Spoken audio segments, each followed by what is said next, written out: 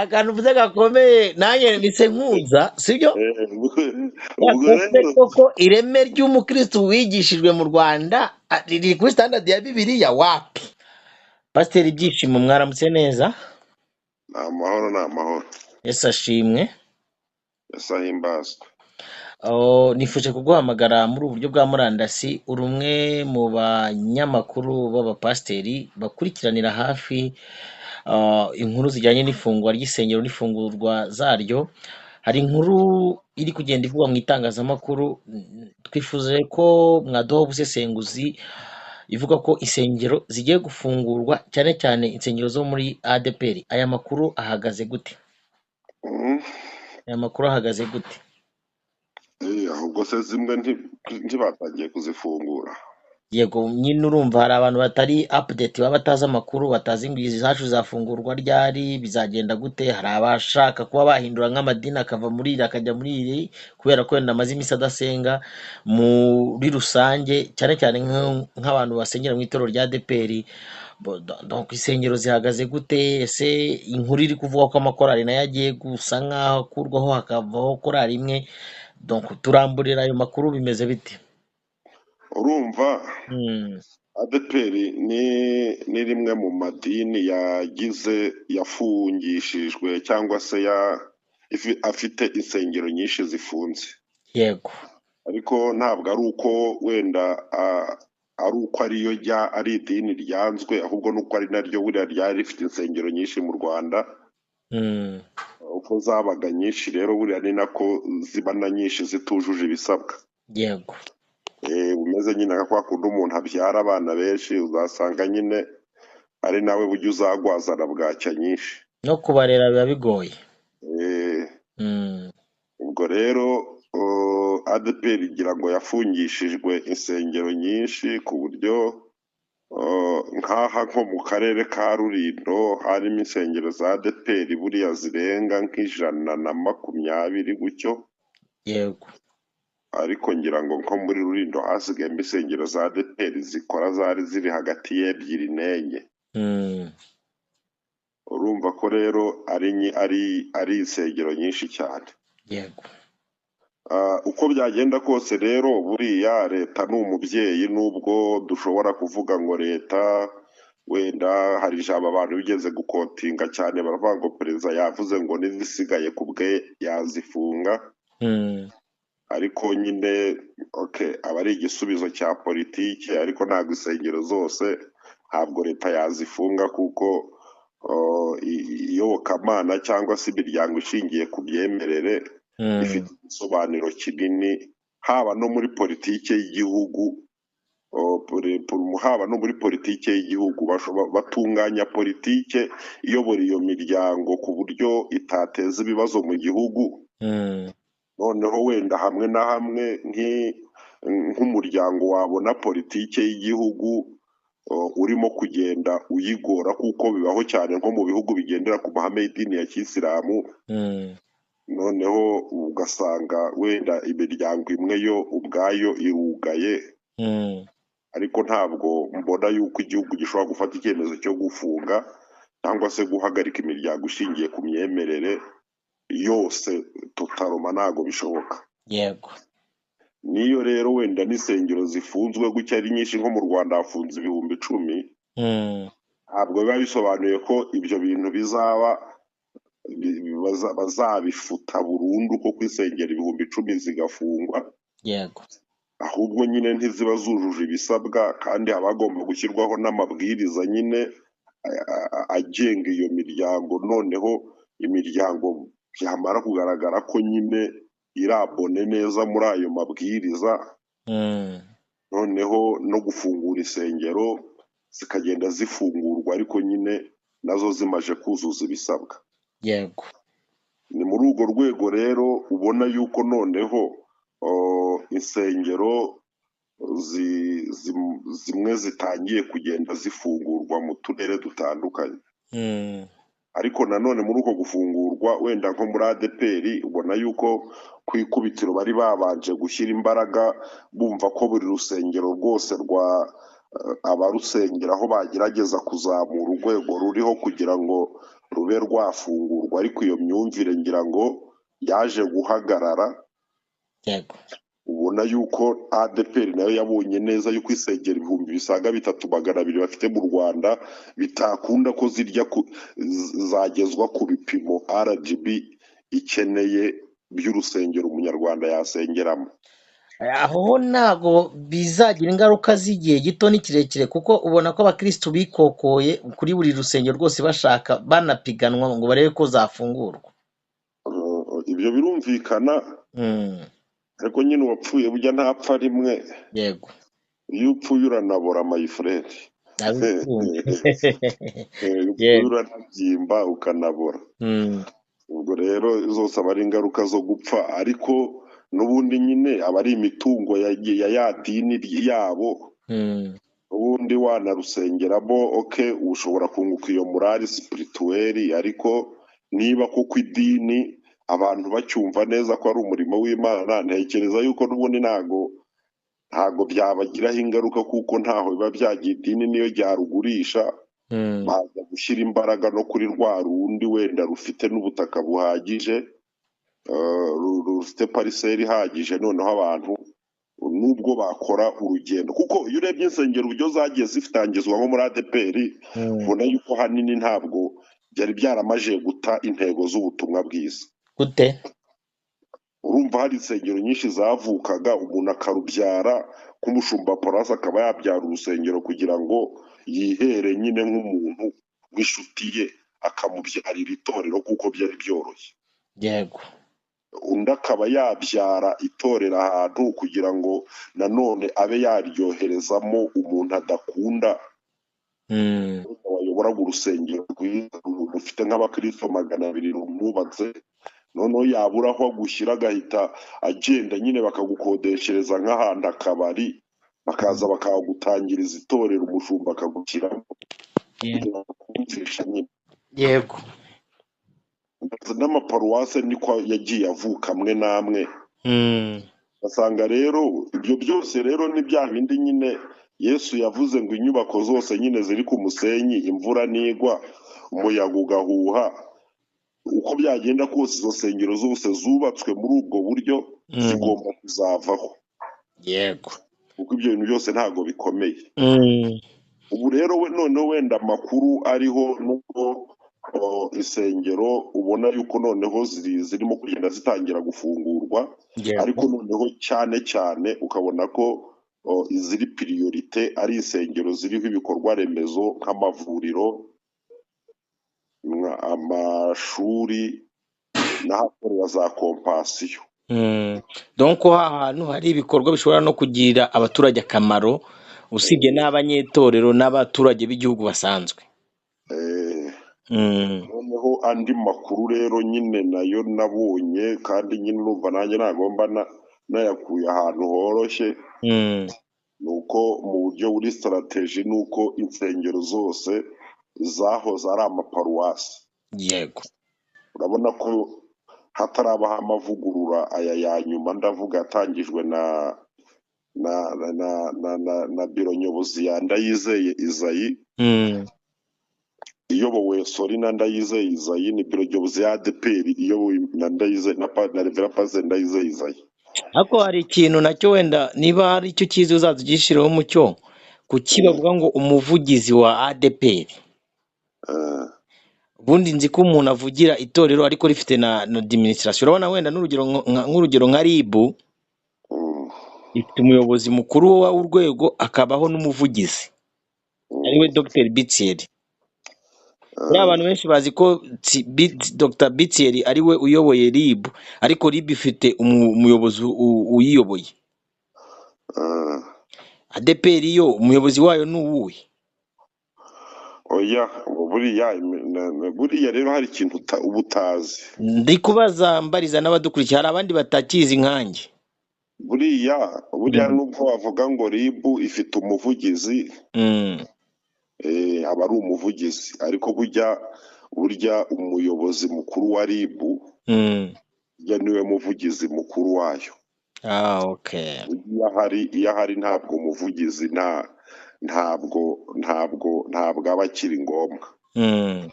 buriya rero ubu imiryango ishingiye ku byemerere uko iba yubatse ahubwo habamo ushinzwe itangazamakuru, babita aba piyara public relation. haba harimo ushinzwe itangazamakuru, ariko ubundi mbere nta nubwo yitwaga umushumba mukuru wa ADEPR, iyo titire buriya ije vuba, ahubwo kubera ko ADEPR ryari ihuriro ry'amatorero niyo mpamvu buriya yitwaga nyine ADEPR imbere. ubu ntabwo ikiri ADEPR, ni icyahoze cyitwa ADEPR. Yego. Ni ukuvuga ngo rero mbere ADEPR ryari ihuriro ry'amatorero, ayo matorero akaba yabaga ari amaparuwasi. ADEPR kigizwe n'amaparuwasi, ahubwo ADEPR ubu ni itorero rimwe nyine ryitwa rya Pentecote ryo mu Rwanda. Pentecote Church bahita ngo ni peseri ubu ngubu. Ubu ni peseri. Ariko nyine bagatazira ADEPR kubera ko babonye ko babikuyeho burundu hari abantu b'intagondwa baba baramize ziriya nyuguti kurusha Yesu, bahita banigumbura bati twebwe twasezeranye na ADEPR, ubwo muyikuyeho turagiye. Rero uyu munsi rero ni umushumba mukuru wa ADEPR nyine akaba n'umuvugizi mukuru waryo. Yego, reka twigarukire wari ugize uti mu mpinduka zabayeho cyangwa se no muri aya mavugurura nyine ayobowe na Rev Pasiteri Ndayizeye Isaie, hari ibyagiye bibaho bigiye bitandukanye. Urabizi ko n'amaparuwasi yahindutse, ubu dufite amaparuwasi angana n'uturere tw'igihugu. Uyu munsi rero wari ugize uti ahantu hose hari urusengero rwahoze ari paruwasi, abakristo baho mwitegure ko mugiye gufungurirwa.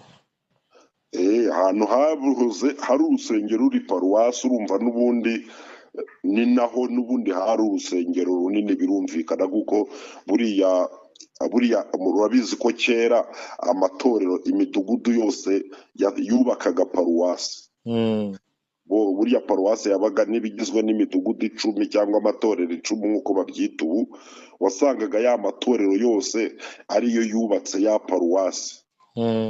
Bigasobanura ko rero habaga hari urusengero rwaba ari nka rwo rw'icyitegererezo muri ako gace. ubwo rero izo nsengero nizo ku ikubitiro zigomba gufungurwa, ariko nanone bidakuyeho ko hashobora kuba hari abandi bantu b'intwari bubatse urusengero muri ako gace rwujuje ibisabwa ndetse kurenza rwa rundi rwahoze ari paruwase. urwo urumva nirwo rwafungurwa, ariko inyinshi zigiye gufungurwa ndetse vuba bitarenze no muri ukwezi kwa gatanu zizaba harimo izahoze ari ku maparuwasi. Yego, ikijyanye n'amakorali agiye guhinduka, urumva kuri paruwasi hari igihe twajyaga tuhasanga korali 5, 6 ndetse n'iyo midugudu ikomeye uvuze tukasanga 4 zikomeye kandi rwose zifite imbaraga. Hari nk'ahantu ujya ugasanga hari korali zipezanya, habamo n'ihangana rikomeye. Byo bimeze bite? Urumva ni ibintu binasobanuye kandi binasobanutse. Urumva niba ahantu hari paruwasi wenda hagizwe n'imidugudu 8, hagafungurwamo urusengero rumwe, urumva n'ubundi korali nizo kuri rwa rusengero. Yego. Noneho ikintu kiriho ngewe mfitiye amakuru ni uko muri za sengero 8 zizaba zisigaye zidafunguriwe insengero, n'ubundi zamaze guhuzwa. Yego. Zamaze guhuzwa ku buryo ushobora kuzasanga harimo nk'insengero 3 gusa. Izo 3 akaba arizo bitekerezwa ko noneho no mu bihe bizaza, ubwo ni urundi rugendo ADEPR itangiye rwo kuzongera kujya ibyara amatorero. Mu bihe bizaza izo ngizo 3, urumva niba za zindi 8 zarahinduwemo 3, rumwe rukaba rufunguwe, ubwa ADEPR yo ibara ko ifite icyuho cy'insengero 2. Yego. Izindi urabizi ko umuvugizi yavuze ko bakuyeho insengero zigeze ku 1476. urumva ni hafi nka 46% by'insengero zose za ADEPR. yego. Izindi rero 54 urumva harimo wenda nka 20% zifunguye. Nibongera bagafungura izindi urumva bizahita bigera nko kuri 30%. ubwo hazaba hasigaye wenda nka 20 nanone ku ijana. Ubwo izo nazo zigende zishyirwamo imbaraga kugira ngo zizafungurwe. ubwo rero bisobanuye ko korali za nsengero za rwa rusengero rufunguye zo zizaba ziri priorite. Noneho za nsengero zindi zahujwe ebyiri, za nsengero zindi 7 zahujwemo ebyiri, izo zizahabwa nyine ingengabihe yo guteranira kuri rwa rusengero rufunguye. Bamwe itorero ryo kuri rwa rusengero rikore misa ya mbere, urundi abandi baze gukora iya kabiri, abandi ya gatatu. ubwo rero n'amakorali azaba ari forume mashya muri ya matorero abiri. Ibyo bizakorwa n'abayobozi bazaba bahawe kuyobora ayo matorero. Icyo ndumva gisobanutse, n'abantu bari badukurikiye barasobanukiwe. Hari abantu rero n'uyu munsi batarakira impinduka, kandi babizi ko impinduka zivuna.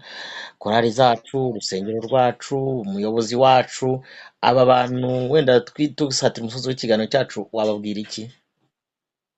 Impinduka zatangiye natwe tutazibona neza, ariko aho bigereye ubona neza yuko izi mpinduka Izayi arimo gukora.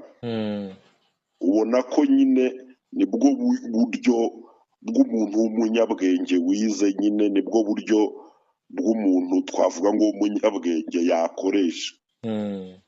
Nibwo buryo ubona ko nk'umuntu w'umunyabwenge, nibwo buryo ubona yakoresha kugira ngo ahangane nyine n'ibibazo biri mu itorero bijyanye n'iki gihe. Keretse nyine umwuka wera niwe ufite ubundi buryo yakoresha, kandi ntabwo twabutangaza kuko ntabwo akoresheje. Ahaye umwanya umushumba kugira ngo nawe akoreshe ubwenge bwe. Ariko nk'ubwenge bw'umuntu nta kindi bwakora uretse gukora bino nyine.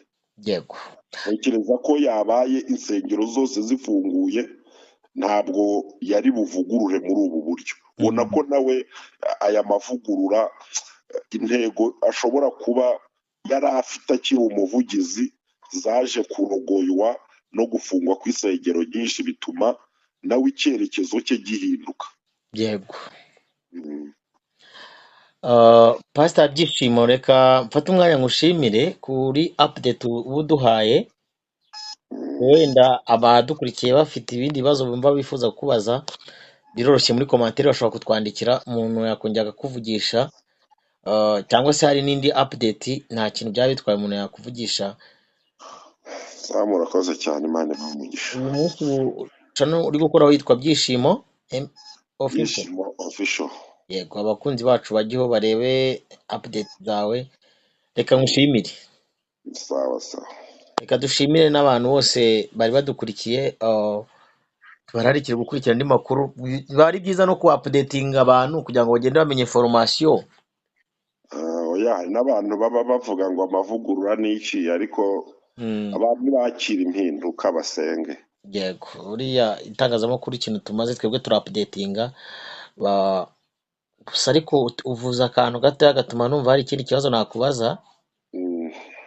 Abantu ntibakira impinduka basenge. Iyo uvuze ngo ntibakira impinduka basenge, ese hari igihe kizagera abantu bagashurirwa ko urusengero Imana ishima ari umubiri atari izi nyubako? Nyine biragaragara yuko abantu banatangiye kubyakira, muvandi, kuko buriya abantu banatwigishije nabi. Wenda tuzabikorera ikindi kiganiro. Kandi kinababaje nuko bakinigisha nabi.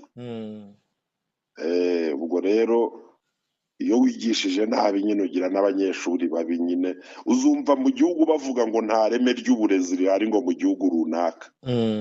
Ubwo rero biba bitewe na politike igihugu kiba cyarashyizeho y'uburezi, bitewe rero na politike amadini yashyizeho y'ivugabutumwa, byatumye nyine nta reme ry'umukirisitu u Rwanda rugira. Niyo mpamvu abakoze jenoside bose bambaye amashapure, barabatijwe mu mazi menshi, wabonye abapasitoro baciwe bambugwa inshingano kubera ko ngo bakoze jenoside, ukibaza ukuntu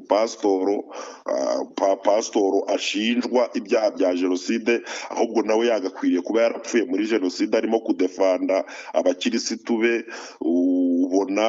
ubona nyine yuko uzasanga nyine ibibazo simusiga byose, ugasanga mu itorero niho hari indiri cyangwa mu madini, kandi ubundi byagakwiriye kuba, uzarebe bino bihugu bigendera ngo ku mahame y'idini ya kisilamu, uzagerayo nugera nko muri ibyo bihugu nka za Irani, hari umuntu twigeze kuganira ambwira ko yigeze guta isaha bayimwoherereza i Kigali na telefone, yataye isaha na telefone ahantu yari ari, babimwoherereza i Kigali kandi byatoraguwe n'abaturage bari sivilize, bubaha igitabo cyabo gitagatifu, ibyo kibabwira babikora.